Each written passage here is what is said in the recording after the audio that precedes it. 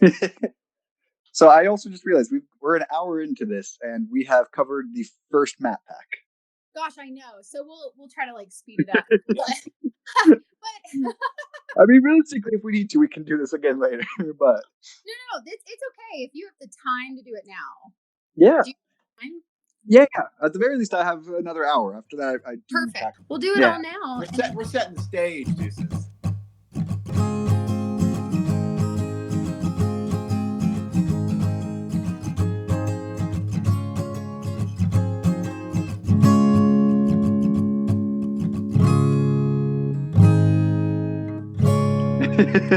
Well, really, it comes down to is I don't know a lot of what happened. I haven't heard personally your story. You know what I mean? Through after Belden, really. After we saw you through that section. Yeah. I don't know what happened. But I do want to talk about the Sierras in the sense that we did hike together for what? A week or two? 2 weeks? I'd say at least. I mean, we did Forrester, we did Bishop, and we did Muir together. I mean, we did a lot of. I feel like that's the longest we all hiked together. Yeah. And go ahead. Oh, I was just gonna say, I feel like that was at the very least a very significant part of the hike for me. So I feel like I hiked with you guys for quite a long time just because of it. Yeah, I feel like there was a lot of. I mean, going through those in the snow, post-holing, stuff that we went through mentally in that section, yeah, it felt like time kind of stands still in that sense. But I really want to talk about some stories that we encountered with you, and which one do you want to talk about first? Because I've got a few. So I know that we did Forrester Pass together. Mm-hmm. Was Forrester after Whitney? Forrester was before Whitney. It was before Whitney. No, it was after. Forrester was it after? No, it was after Whitney. No, you're right. It's the next day. You're right. It's the next day. The next day because we set up for Forrester. So we did Whitney. Yeah. We camped with you, Jedi, and Azul, and Optimist. Yeah. What I want to talk about is you passed out coming down Mount Whitney. You got to the top, but you passed out. Oh, yeah. Talk about this. Yeah, so obviously I'm a lowlander. I'm currently maybe 500 feet above sea level at most, not even. I'm basically at sea level. Going out west and climbing tall mountains is fun, but not something that my body's particularly used to. Yeah.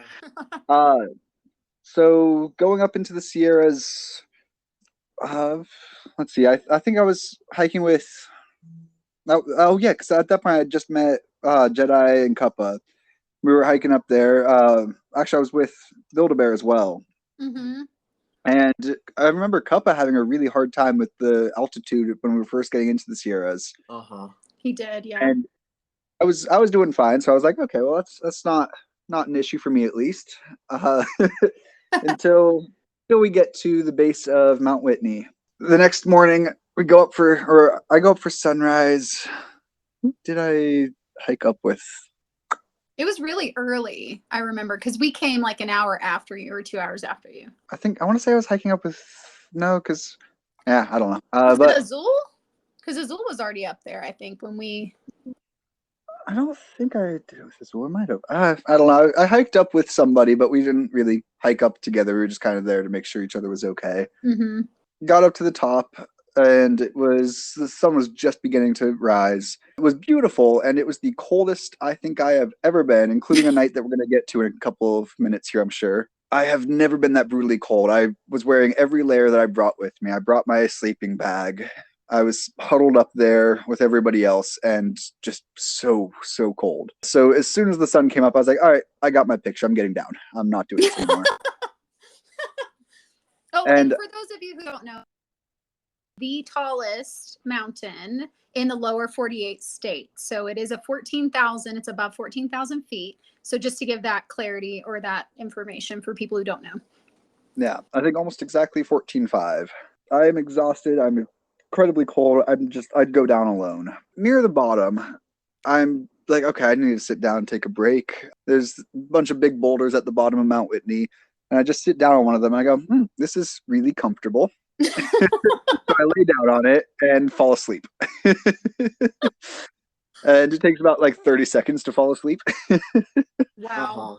And then, let's see, Ground B and 50 come down behind me and go, holy shit, Deuces, Deuces, and are like running over to me thinking I've fallen. And so I wake up, I'm like, what? Oh, no, I'm fine. Like, okay. So I get my stuff together. I'm like, okay, this is probably not great. People are going to think I'm dead if I stay here. So I hike up maybe another mile to where it's clear that I didn't fall, and I go back to sleep. That is hilarious. Love it. And yeah, crashed there for another couple hours. I'm pretty sure that was just altitude sickness in my body, just being like, no, we're not doing altitude. And I'm so glad I was able to get down before it happened. Yeah. Right. Because altitude is a real thing and your body is trying to process it. And it's like lack of oxygen, lack of blood flow. So many things happen in altitude and having to learn how to problem solve that. And I love that your body was just like, here's how we're going to problem solve it. We're just going to put you to sleep. Yeah. It's wild. It works. It does. It works. It does. Yeah. We camped with you that night to set up for Forester Pass, which was pretty uneventful. I think that might be my favorite. That might be the best 48 hours of my life. After Whitney. Yes, because I feel like when we climbed Forester, though, it was this feeling because it was such a buildup of like, okay, we're now in the Sierras. This is our first pass of the Sierras. And it was actually a great climb. It was. Like, it wasn't intense. Beautiful, yeah. Beautiful. And we all had so much fun at the top.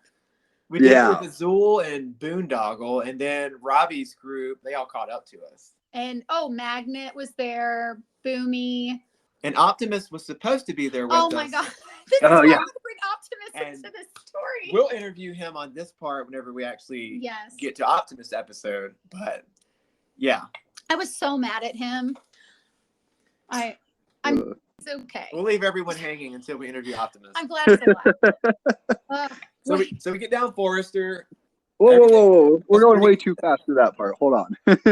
I was going to say, you tell your story of your excitement. This is your first time to really ever glissade. We got up to the top of Forester, which was absolutely lovely. I loved everything about climbing up Forester. It's beautiful. One of the most beautiful sections of the entire trail, in my opinion. Covered in snow. So, of course, at this point, all of the lakes in the Sierras are still covered in ice. We did not get to do any of the swimming that other people did later on. The whole thing on the way down is post-holing hell, but we glissade down this first slope of Forester and then experienced post-holing hell for maybe 10 or 15 minutes before we can get to the next glissading section, where I realized that it should theoretically be possible to do a cannonball. Turns out it's not. Can't actually cannonball. But your logic made sense though, because if we're post-holing up to our waist in the snow, if you can cannonball and break through, then you should be able to do it. Yeah. I see the logic there, Deuces. I do. Thank you. You also came up with your pigeon toe walking theory. Oh my God. So can you explain your pigeon toe walking to everybody? All right. So this is the theory of how to avoid post-holing. If you've ever seen Futurama, it's sort of based off of Zoidberg. You stick your feet directly out, 90-degree angle, toes pointed out, and just scuttle really quickly, as fast as you can across the snow. And it kind of, sort of, almost works. It kind of, sort of does almost work, yeah. I had a few. Until it doesn't. Until it didn't. Yeah, no. It's especially funny when it doesn't. Yeah. We had a great campsite that night too, because that was like you, me, and Azul found that epic river, did a fire. That was one of my favorite campsites, I think. Then we went up and over Kearsarge into Bishop for the first time. And then now we're coming back, and we're then going to do Glen Pass, and you and me and Weslly and Azul again. I feel like us four kind of did Sierras together for a while. Yeah. But I remember when we camped at the lake. We camped on the coldest damn night of the season by a lake for some damn reason. Why did we do that? I blame you two entirely for I this. know. I blame us too because we should have known better. We were in town. We'd spent 2 days in Bishop. Obviously, it doesn't feel good to spend that long in town. But we knew that it was terrible weather out there. And you two were like, well, we're going out. I was like, well, I kind of want to stay, but also I really don't want to stay because I've been here too long. So I'm just going to go out with you. Can I tell you as well, in our last podcast, we talked about this and how we should have just stayed in town an extra day because everybody caught up to us because all we did was sit in our damn tent and wait for the snowstorm to pass. Yeah. I did get the coolest picture ever. There's now the front of all my dating apps though. So that was worth it. Oh, is this the one where you took the selfie on Glen Pass as it was snowing? Yeah, but yeah, so I got the ice axe and like snow in my beard and everything. Yes, that was Glenn because I was so worried about you because you didn't have a Garmin. Mm-hmm. And we didn't know where the fuck you were. Nope. You weren't with Azul and she camped right before it. And I'm like, where's Deuces? Like, I hope he's okay. We just had this big snowstorm. Come to find out, you did Glen Pass in the snowstorm. Yeah. So I got to the top of Glen Pass, and thank God I ran into somebody up there. His name is Tomas. I've never met him before or since, but he was awesome. We know Tomas, and we met him. Where did we meet him? In the San Jacinto section, and that was the only time we ever met him too. Yes. Anyway, keep going. So yeah, he and I got to the top, and he's been mountain climbing out in the Alps plenty, so he actually knew what he was doing, which is good. Not. So we get to the top, and there is no boot track. Everything's covered in snow. It is a straight descent down into the valley. Like there's just no good options. No. Tomas and I, we have this notion of how we think we can get down, which does not work on any level. What I end up doing to get down is I glissade, but I'm too scared to actually glissade on this thing where I can't tell how deep the snow is anywhere, where the rocks are. At this point, I knew that Optimist had gotten hurt while glissading, so I was a little bit more worried about it. What I end up doing is I go down on my belly while holding my ice axe and just pushing it in every five seconds to stop myself and just go down very slowly on my belly the entire way down Glen. Wait. Did you go head first or feet first down? Feet first. I'm not insane. Not running a skeleton. Head first would have been like a penguin. It would have been. That's a funny image to me. Deuces, like Good penguin. Lord. Anyway, okay. Back to your story. So where did you though? This is my question because then we did it the next day. We had to create a new boot pack. And that drop. Terrible idea. Yeah, and that drop was really scary. Like if you slip, you're going down. Did you go all the way? Did you traverse all the way across to where the rocks were and then glissade, or did you just glissade down the middle? No. After we got up to the top, we turned right and went over to like the next mountain over, which I don't know if that's where the rocks are, but. So you didn't actually cross that big, huge gap? Like you remember that big gap that had the 500-foot drop, and then you've got and then you can get down? Yeah. So we did go away from the gap. We went over to where it actually was possible and like not super, well, it was still super steep, but not sheer drop. Oh, see, we traversed the sheer drop the next day, which was scary. Sound like you guys. Yeah, it was very scary. We have so many stories for the Sierra. Yeah. Who better to share them with than Deuces? So then you must have glissaded. Okay, now I see what you're saying. They went up that ridge and then crossed. I saw. Damn, and then you glissaded down. But Deuces, we saw your glissade track and we're like, that does not look safe. It did not feel safe either. No, so we didn't do it. Do you have anything else you want to share about Glen Pass? Because I'm going to move on to Bishop. Yeah, I think Bishop is the next big time where there's a story. Yeah, Bishop and Muir Pass together. Oh, yeah. I love Muir. So my favorite thing about Bishop, not really my favorite thing, but you had said, because we texted you, remember? And we were like, hey, is there anything we need to know about Bishop? Because you had just done it. And we were going to meet you in town. And you said, what did you say to us? You said something like a couple 100 feet of deep snow or something. And then you're in the clear. But what we did not realize is how deep that snow was. And we hit it at like 4 or 5 p.m. So it was like the hottest time. That snow was slush. And so I start falling into my chest. Wesley's pulling me out. Like, this happened 3 times. And I'm terrified. I'm having a panic attack up there. And I'm like, fucking Deuces, this is not easy. I'm like, what?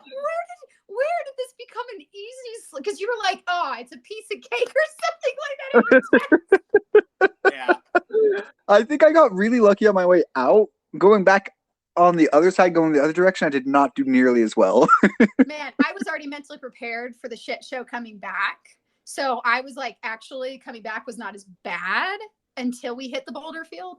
But like going in, I was like, where did Deuces get the idea that this was okay? But I guess you didn't hit it at the same time as us. So I don't know how. I think I hit it in a certain direction as well as a certain time. Yeah. Because that hard. I post hold a lot. It was very slow going at the very top there. But it didn't take that long and it wasn't that difficult.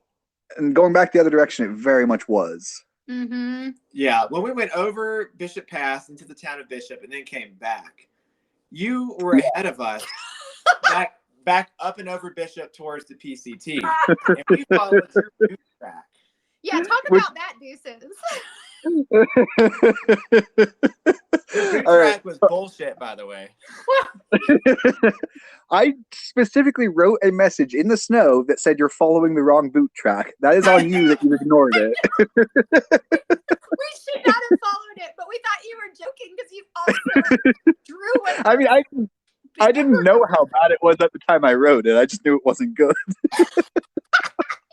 But okay, to preface I wrote the message and I keep hiking. I'm having a fun time in the snow by myself. And I get to this point where I can see the trail ahead of me. I'm way off trail at this point. I know I'm way off trail, but I can see where the trail is. And I have to get down this sort of boulder, I guess, scree wall, basically. And it's huge boulders of scree. So it's not like, the small little ones you get in Colorado. It's these big, California ones. And it's several hundred feet down. This is like boulder climbing kind of boulders.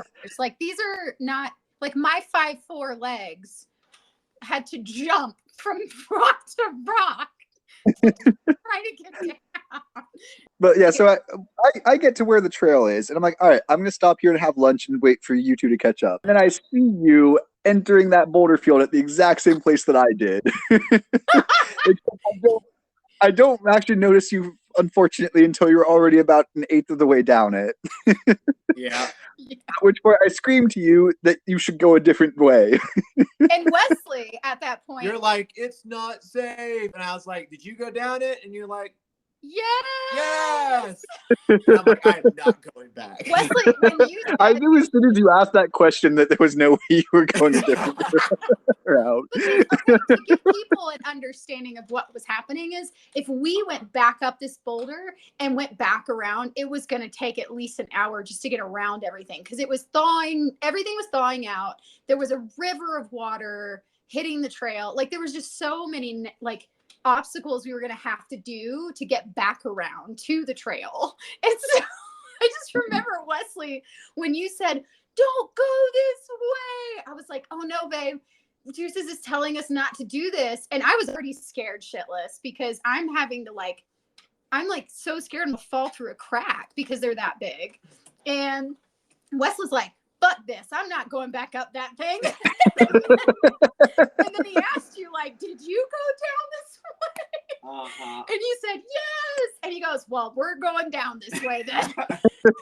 Deuces showed us that it can be done. It So. can't be done. And scarily, we got down as well. Yeah. But And we finally get back on the PCT, and there's this random guy. His name was Real. what was his name, Deuces? Oh, yeah, he changed his name like 5 different times. And he was waiting for us? I was still very confused. I met him in town, and he was like, "Yeah, no, like I'll meet you on trail somewhere." And I was like, "Okay." And normally when that happens, no one's actually means that they're going to meet you intentionally. They just mean you'll see each other on trail. Yeah. But he got down there. He actually was waiting for us. Except between the time that I'd met him and when he got down there, he changed his name again. And so people were like, "Oh yeah, you're like, what's his name's friend?" And I was like, "No, I've never heard of that guy." Yeah. And they're like, "Oh well, someone's waiting for people down there." I was like, "Okay, cool." What was funny is he was down there waiting for us with the deer. Like the deer were amicably hanging out. Okay, those deer were. I have some issues with those deer. Yeah. Did you? Why? They tried to eat everything. Like I had to like defend my trekking poles because they wanted to eat the handles. Good point, because you had a lot of salt on your trekking poles. You know, they'll get them. So we do Muir Pass, which was. Did you? I don't know if I've ever asked you this, but we did it at midnight. We only got an hour of sleep that night so that we could do Muir Pass on hopefully consolidated snow. Because we'd had such a shit show on Bishop. So, what was your experience like climbing Muir Pass? Because we saw you at the beginning, and then of course you deuced out and went up, and we're still trying to navigate because I'm slow as hell. So. What happened to you? I had a fairly post-holy time on the way up. We passed a couple of tents on the way up, and really it was not too bad other than there was this one field of just pure post holes where you couldn't avoid them. Unfortunately, it had been a warm night. Then we got up to the top at Muir, and while we were waiting for you, we hung out in Muir Hut and definitely made it smell a little bit worse. But the way down from Muir, I think, is really... I seem to have better stories on my descents than my ascents. My ascents I love, then my descents I have stories. I remember seeing you on the way down. You just like trailed off to the right. Oh my like gosh. you were going downhill drunk or something. You literally were zigzagging in front of us. Like wandering to your right, and then you'd recorrect yourself and go back left, and then you'd wander to the right. I remember that. We were laughing behind you, and we were like, "Watch Deuces, he's starting to go that way. I hope he doesn't hit like a water slide."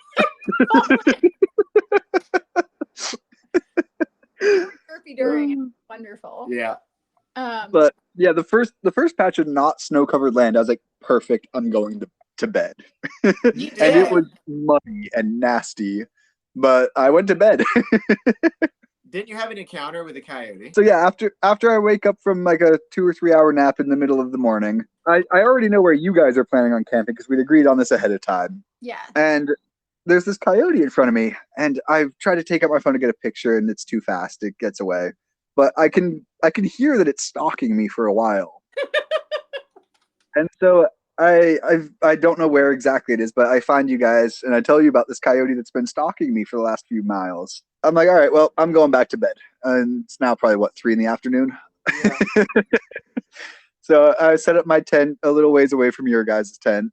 And then I hear Basecamp, like, going, oh my God. And so I get up and come over to you guys, and she's like, I see the coyote. And it's trotting towards us very slowly and very cautiously, walks around the lake, and we're all just kind of sitting there staring at it. And Basecamp is like, what are we supposed to do? And it's like, I don't know. It was so close to us. Yeah, it trots like right over, probably literally a stone's throw away, maybe 30, 40 feet. Yeah.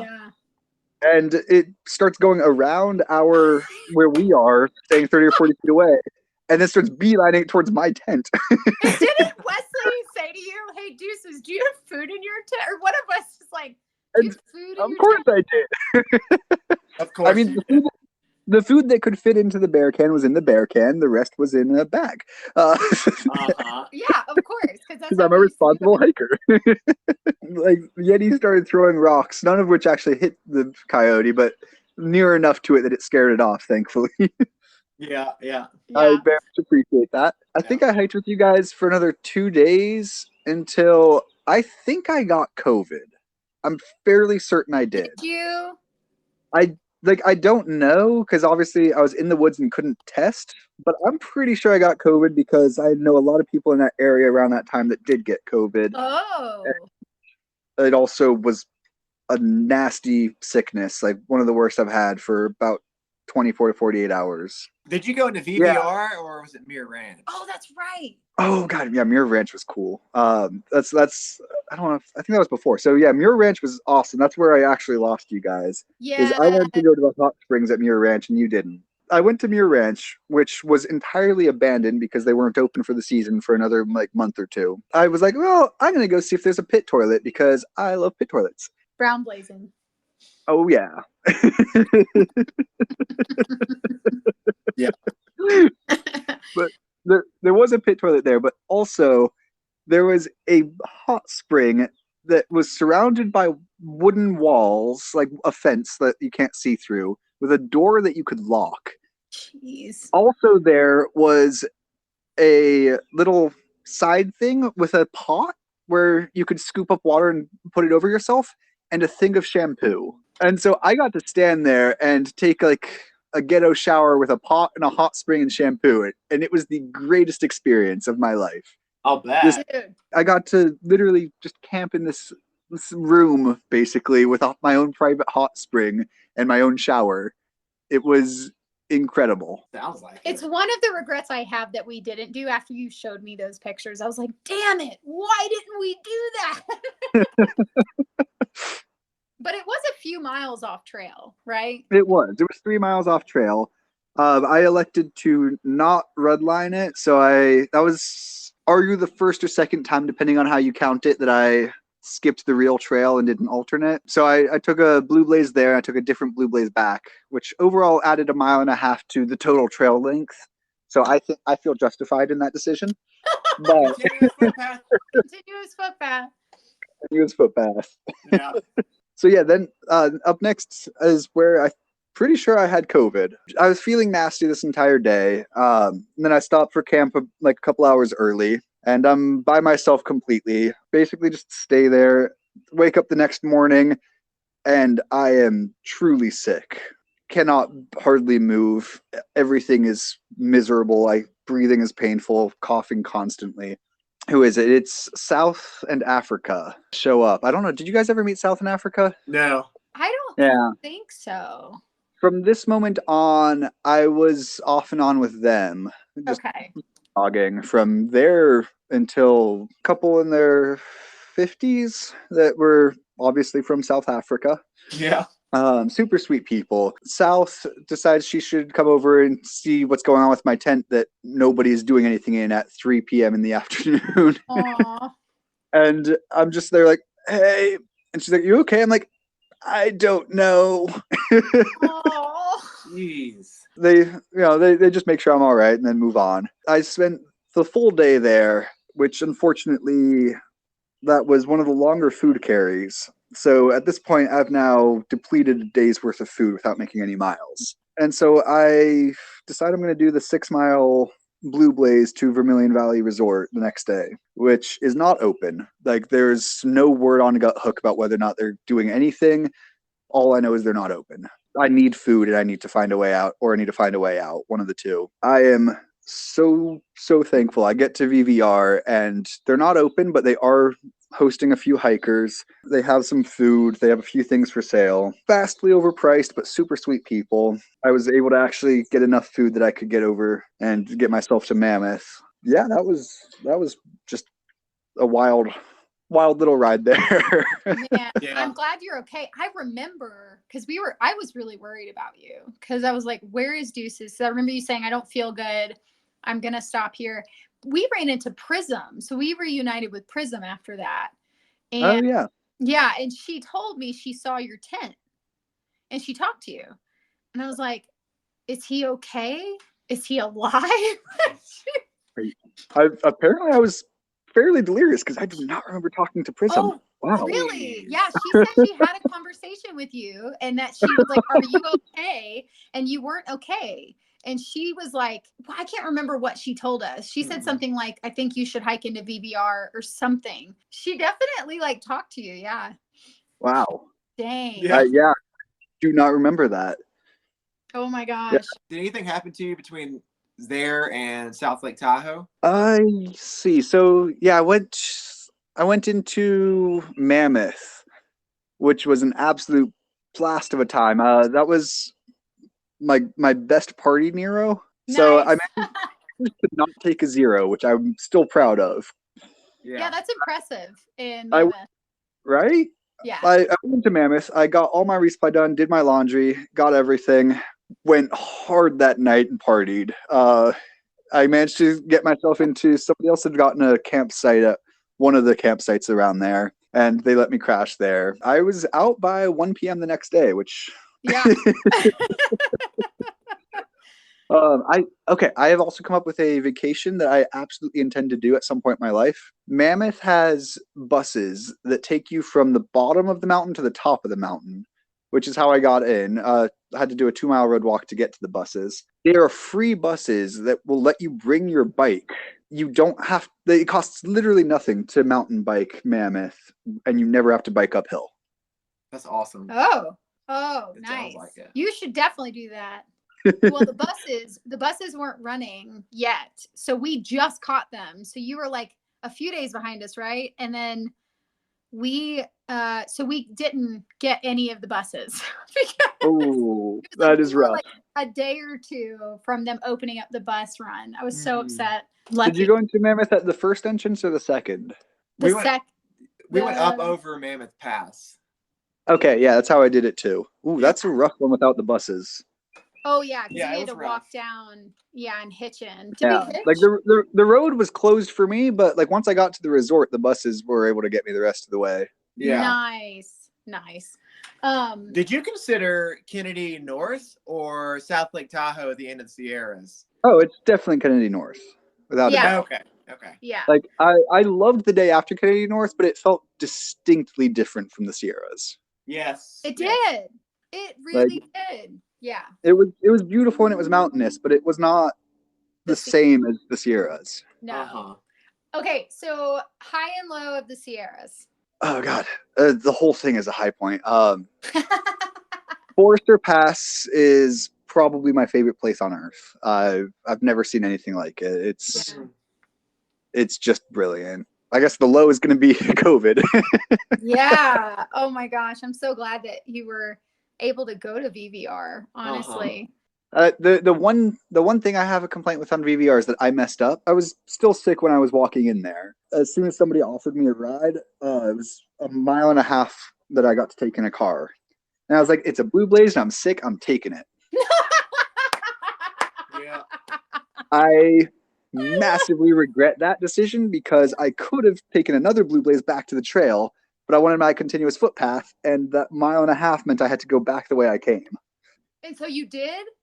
Yeah, of course. I'm not going to lose my continuous footpath. Yeah, no, I get it, man. I mean, you understand, we understand. Yeah. Okay, so then we're into NorCal, and between there and Belden, what happened to you? I'd met Toei a couple of times when you guys were around, but Toei and I actually became friends in Tahoe. We became friends. We decided to hike out together. When we were hiking out together, we ended up hitching with a guy named Conductor, who is a Danish guy. He met Conductor. He was part of your tramley for a minute. The first time that I had actually intentionally camped with people.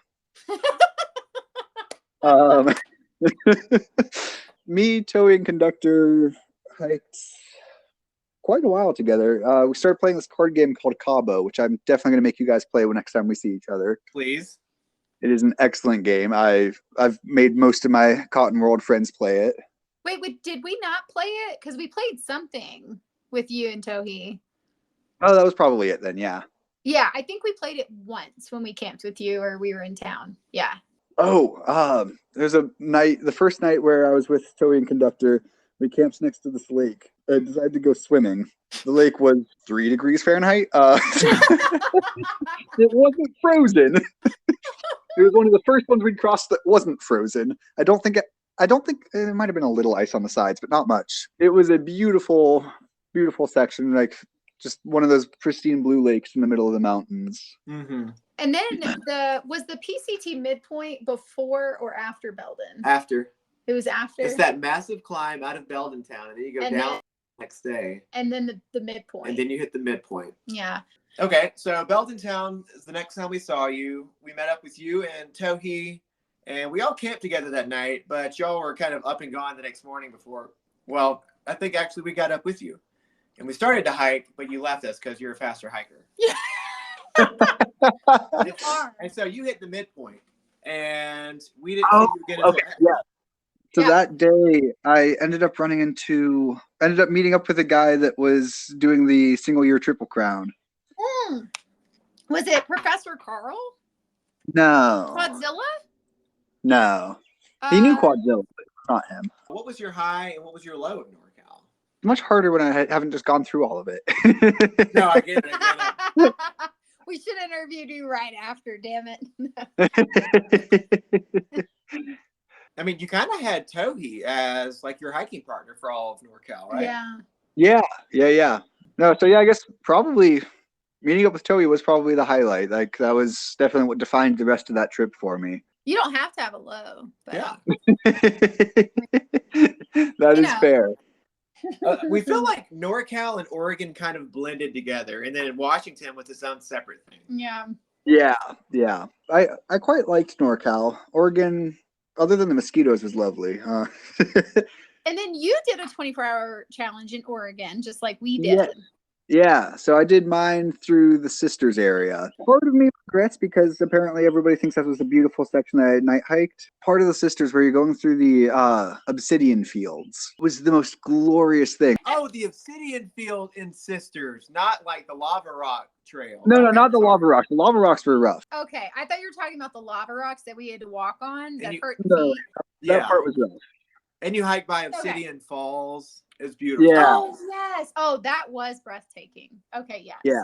I decided I was going to try to do it. I needed to get 60 miles in order to get to where the road was that would take me into Sisters or Bend. Yeah. Started off, I needed 70 miles because the idea was like, I'm probably going to get 60, 65. So I gave myself some room. Started doing it, and then I messed up because I went to sleep too early and didn't sleep well. And so I was exhausted immediately from when I started. By 6 a.m., I had given up. I was like, all right, it's not happening today. That's all right. Took a nap and then got up around 10 because the mosquitoes were biting. The mosquitoes are a great alarm clock. I got up and started hiking. And then I realized a few hours later that I could still do a 24-hour challenge and get well over 50 miles, which is all I needed to beat my THP record. Realized even later into the day that if I just started my clock at like, I think it was like 8 a.m. when I woke up, it could just go until 8 a.m. the next morning. I decided to try for that. Hiked over, ended up hitting the Trail Magic, which was super nice. Gave me some. Nice. I got a Bang energy drink, which absolutely helped. I don't know how I would have done without an energy drink. Yeah, so then the Obsidian, around probably 11 p.m., I hit the Obsidian fields. So cool, especially at night where like you don't realize it's obsidian for me. You're just like, oh, these rocks are like kind of reflective. Oh, I'm walking through just obsidian, just massive amounts of obsidian, like the biggest rocks I've ever seen. It was stunningly beautiful. Everything was just reflecting off of the headlamp. Finally took another 30-minute nap around 3 a.m., I think, and then got into that area that is completely burned near the crossing that would take you into Sisters. That was, I think, 5 a.m. when I was there, maybe 4 a.m. The sun was starting to rise. I was pretty much dead at that point. Don't blame you. I walked until I hit exactly 60 miles from where I started and was like, yep, that's good enough. And I walked backwards into the burned area with all the Widowmakers and set camp right there. I love that you walked backwards into the burn section. You're like I'm not.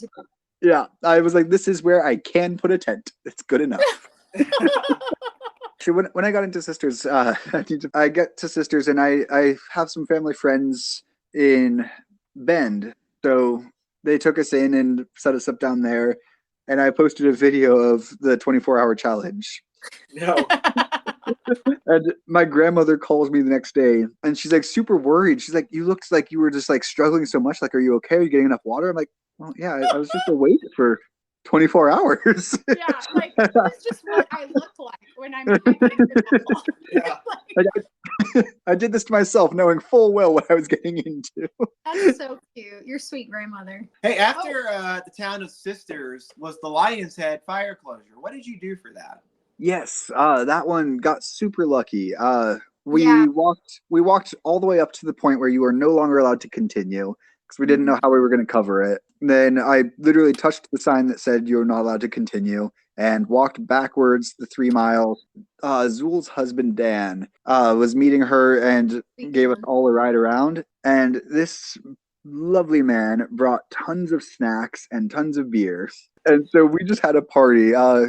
It was almost fantastic. Jealous that we didn't go that route with you guys, knowing you had a party. I mean, it was a party insofar as we had a bunch of beer. We're rowdy at like 1 a.m. and had a bunch of. That's amazing. And Oregon ends with the town of Cascade Locks, and you can see the Bridge of the Gods. Lots of great breweries in Cascade Locks. Yeah. You had sprained your ankle, so you were kind of in a space where you couldn't just enjoy it. So I was definitely in pain in Cascade Locks, and I had already booked a room in Portland because I had a little bit of signal, and we were like, oh yeah, we definitely want to go to Portland. So the original plan was 2 days, which I guess is what ended up happening also. Toey actually went out earlier in the day and had got me a pair of crutches. I was able to maneuver fairly well. Went over to what is it called, Trader Joe's, got a whole bunch of cheese and wine and crackers. Yeah, you did. And sounds like my kind of meal right there. Oh yeah, we went back to the hostel where there was a troupe of musicians playing like classical violin music in the lobby of the hostel. Like there's like a lovely little outdoor cafe area, and so we just sat there eating cheese and crackers and wine, listening to the musicians. That's amazing. And also extremely random. That's so random. Deuces, you always seem to find yourself in the most random stories, I feel like, on trips. They're wonderful. Truly. Then I took a train up to Seattle to stay at my aunt's house because I was like, well, this is going to be too expensive if I just stay here. I need to take some time off the trail. We're going fine until we get to Tacoma, about probably 30 minutes from the Seattle station that I'm getting off at, and somebody jumped in front of the train. What? They pull the train over, and the cops come down, the paramedics come down, and we're stuck there for like a couple of hours figuring out, and like they never tell us what's going on. So the woman next to me had like her son was supposed to pick her up from the station, so he comes down to figure out what's going on, and so she is the only source of news we're getting that's actually accurate information, while the conductors are like, we've had a little technical issue. And she's like, yeah, we killed somebody. Oh my gosh, no. Then Man, Deuces, not only was your ankle sprained, but you were part of this whole other side story.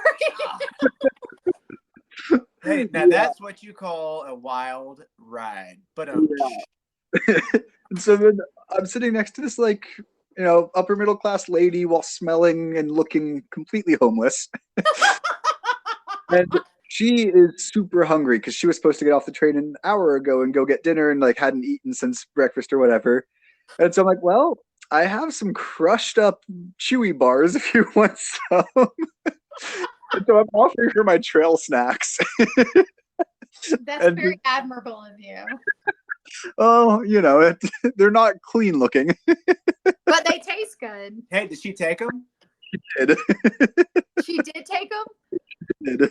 Then, yeah, just spent a week in Seattle. And actually, my friend, who also lives up in that general area, gave me a ride back. He's the one I actually hiked the AT with. Oh, Okay. nice. So he gives me a ride back to Cascade Locks. Then I just start hiking again at this point, completely alone. I'm a week behind everybody that I know. I know. Yeah.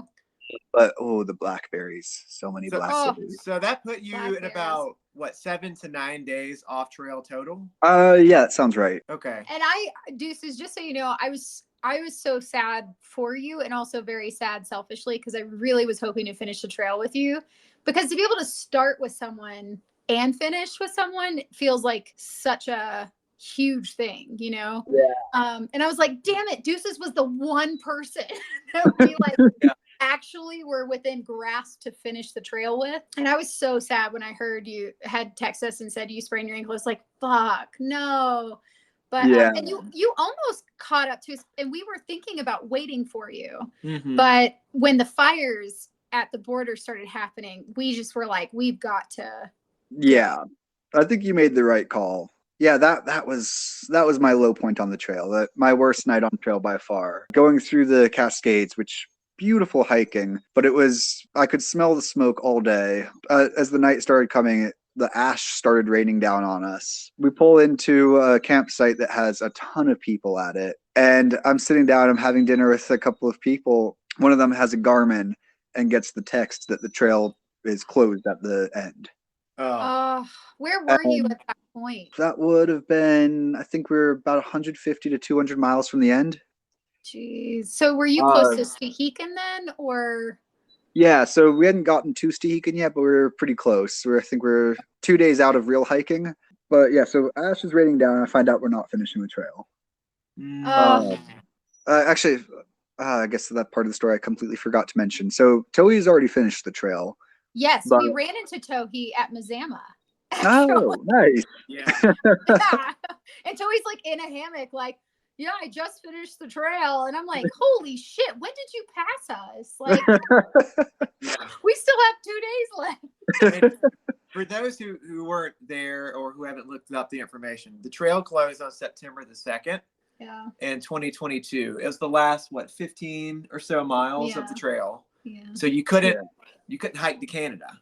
Yes. And at that point, the Canadian border was also quote unquote closed. So you had to hike back to 30 miles back to get out. Yeah. Yeah. So it was a shit show. It was a shit show. But anyway, so you were about 150 to 200 miles out. Yeah, but after he finished, Toei hitched back, and we'd been hiking together for the last 2 days when this happened. So yeah, we realized that I was not going to finish the trail, and decided to just slow down and have fun because screw it, why not? Yeah, absolutely. Got into Stehekin, had a good time there, and then just kind of kept morosely going forwards.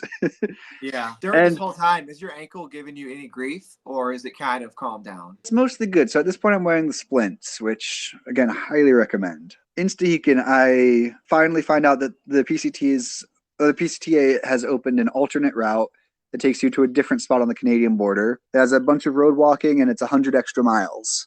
But there's a way to get to Canada. I'm like, okay, let's go.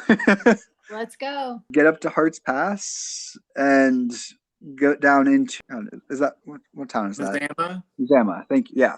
But you walked from Hearts Pass to Mazama. Didn't you walk? Yeah. Oh, yeah. Continuous footpath. I get it, man. See, we were, yes. Brings in my heart a lot of like pride, Deuces. Yeah, so there is actually a lovely trail that takes you from Hearts Pass to Mazama that was kind of sort of there. They did add it to Gut Hook actually like 3 days after I did it.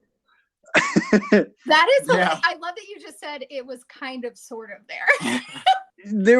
I took a picture of a map, and I think I was mostly on the correct trail that I was supposed to be on.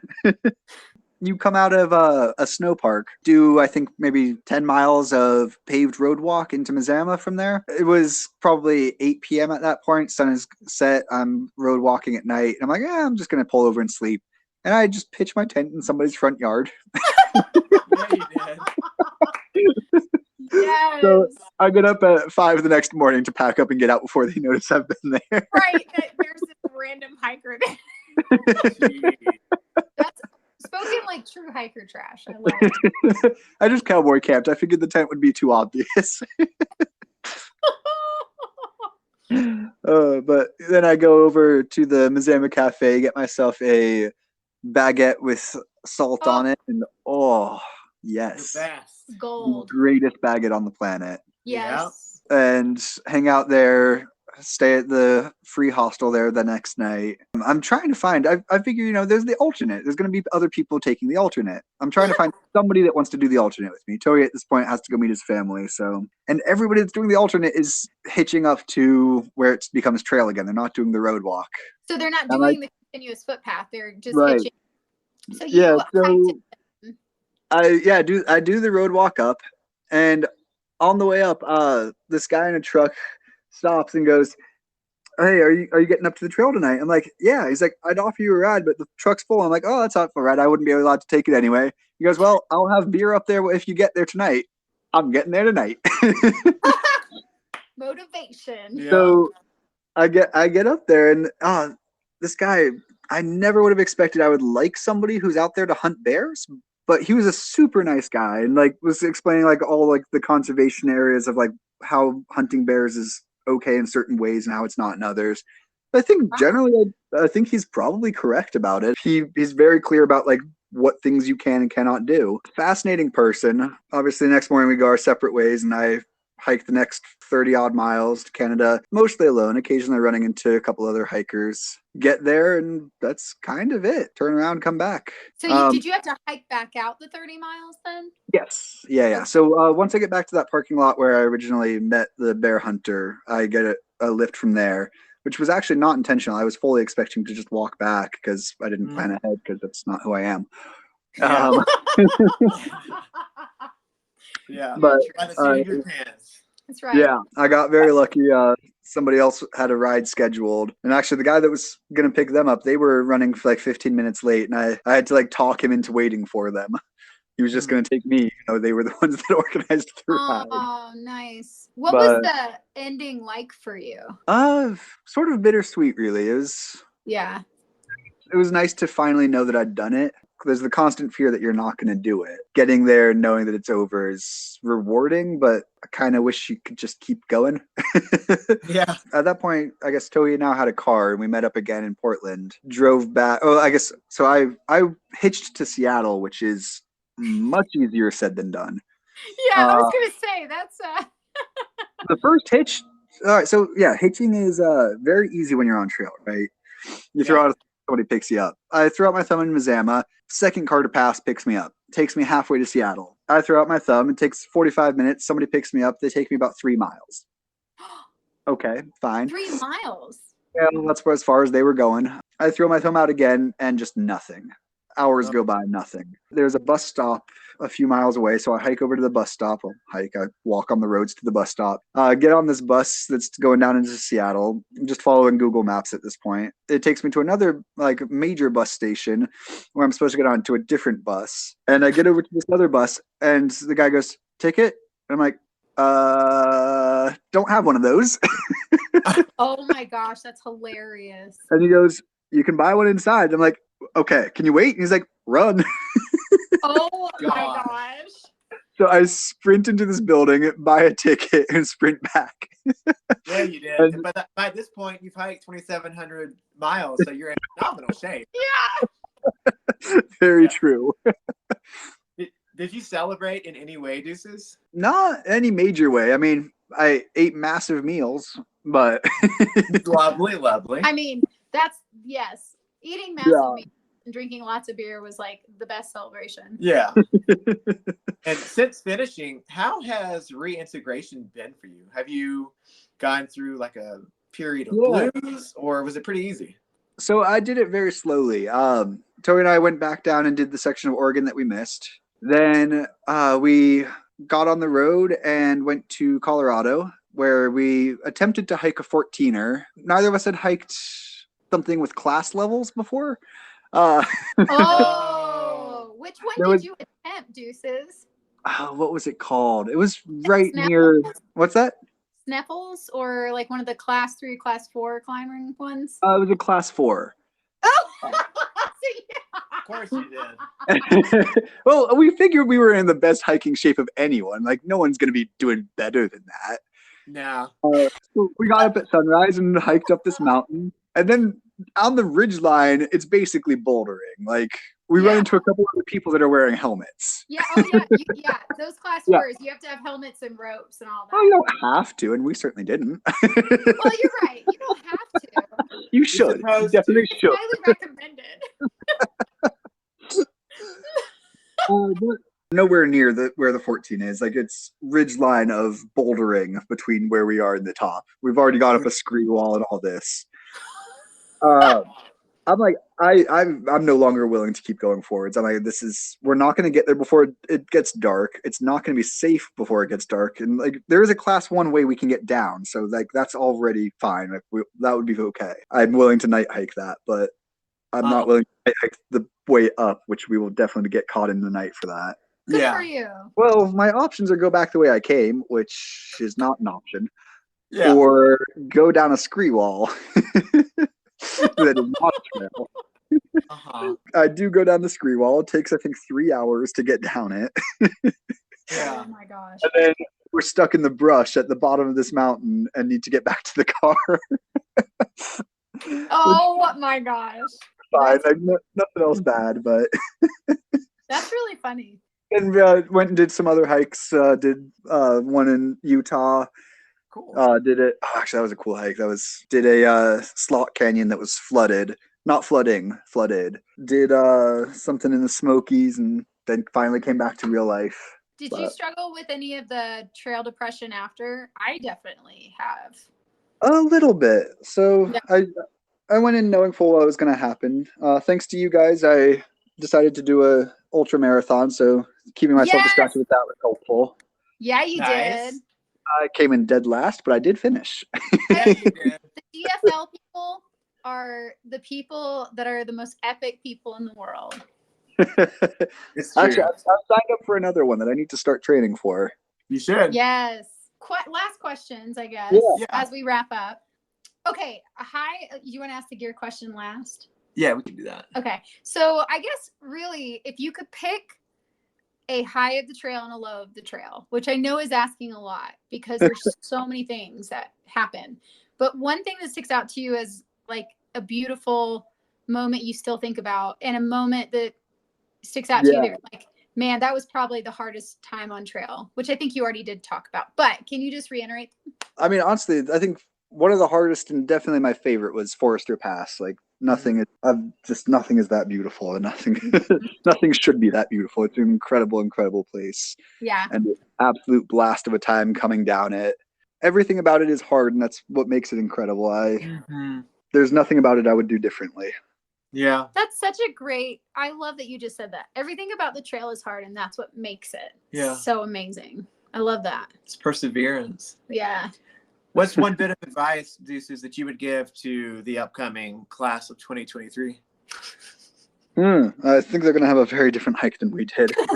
Oh, for sure. 190% snowpack. Yeah. Yeah. Sorry, guys. Hey, did you hear they closed down San Bernardino 187 miles? Wow.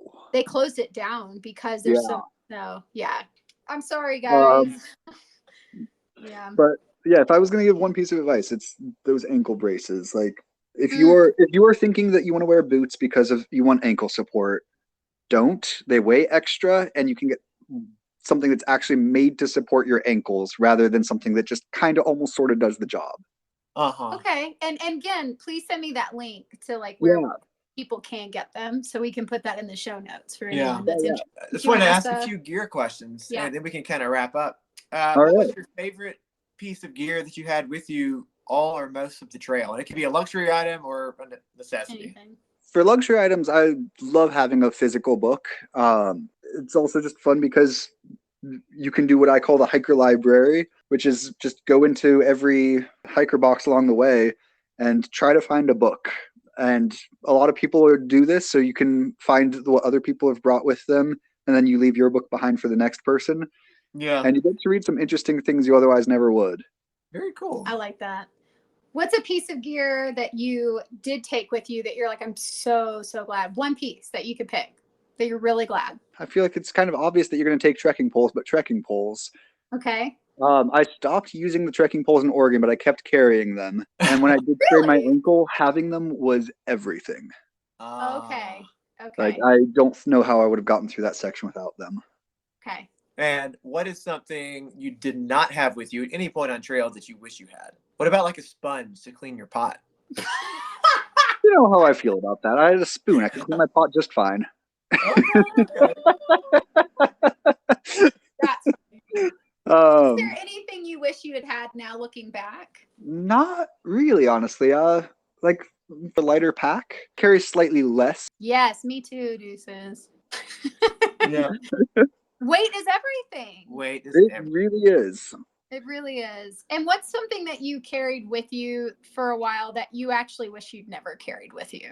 I mean, I suppose I can't say a bear can. I was legally required to carry that one. I guess so. And you can't say the burdens of your past because I wish I hadn't bothered carrying my tent through the desert for the most part. Like, a tarp would have been fine. Yeah. Like, it's just, on the PCT, you don't really need a tent. I guess, I mean, clearly I loved the tent, so. But yes, you can get away with cowboy camping for the most part, or tarp tent. Yeah, I definitely have a tarp. Tarp is, you need something that can cover you when it hails and rains, but it's not going to happen a lot. Like, by the end, I only used my tent if I thought it was going to rain. And mosquitoes. Oh, yeah, and mosquitoes. Oh, yeah. That, I don't know yeah, how people... you're right. That alone might be enough reason to carry a tent, though. Yeah. Yeah, to carry a tent through Oregon or NorCal whenever they have. Now, Deuces, I think you have a YouTube channel, and I haven't watched it, but it looks like you made a video kind of wrapping up the PCT trail for you. Did you? I did, yeah. So I don't know if I have a YouTube channel. I have a YouTube video. Okay, so where can people find this link? We can post it in the show notes. Sure, yeah. I can send it to you. I don't really know how to find it. It's very amateurish. Like, it gets better as you go on, but it's not good. It's clear that I don't know what I'm doing. Well, we still want to share it. If you are okay with that. Yeah. Thank you. Cool. Yeah. Cool. Well, I guess that's everything. We've taken up almost 3 hours of your time. Yeah, this went a lot longer than I thought it would, but it was fun. I know. Yeah. Me too. But I mean, it really feels like we're catching up, like old friends, who are like catching up that haven't seen each other for a year. Yeah. Kind of like, thanks for entertaining us in our first campfire episode, Deuces. Thank you. Yeah, absolutely. Thank you guys for having me. Absolutely. And thanks for all the knowledge. Yeah, it's been a treat to get to have you on and get to talk to you again. I've missed you, man. Actually, next time we're in North Carolina, we'll stop by. Absolutely. Are you guys in Leadville right now? I guess that might not be podcast appropriate to say where you live, but whatever. I'm doing it now.